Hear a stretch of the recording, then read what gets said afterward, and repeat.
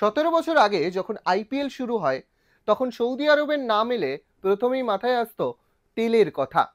যদিও সেই সৌদি আরব তেলের প্রসঙ্গ থেকে সরে অয়েল নেশনের তকমা হটিয়ে এখন বিভিন্ন ক্ষেত্রে প্রবেশ করেছে।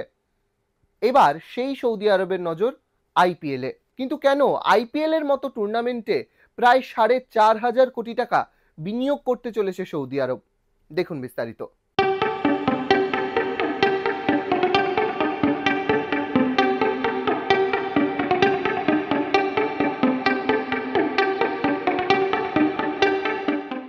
ইতিহাস ঘাঁটলে দেখা যাবে সৌদি আরবের প্রধান খেলা ফুটবল।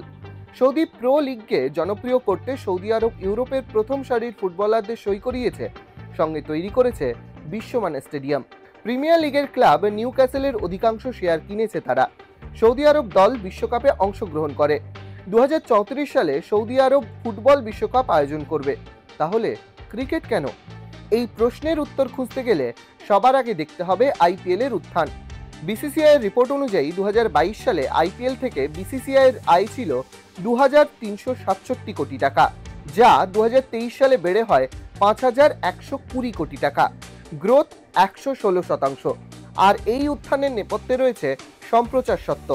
2023 থেকে 2027 সালের মিডিয়া রাইটস বিক্রি করে বিসিসিআই ঘরে তোলে 48,390 কোটি টাকা।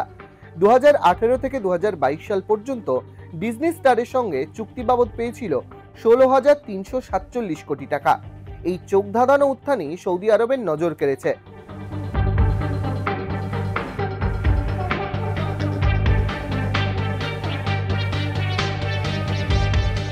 সৌদির ফুটবল উপমহাদেশের থেকে ইউরোপের বাজারে বেশি জনপ্রিয়।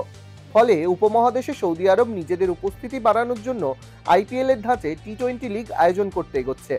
কিভাবে আয়োজিত হবে এই টি-20 লিগ? ক্রিকেটের লড়াই হলেও এটাকে গ্র্যান্ড স্ল্যাম আকারে আয়োজন করা হবে।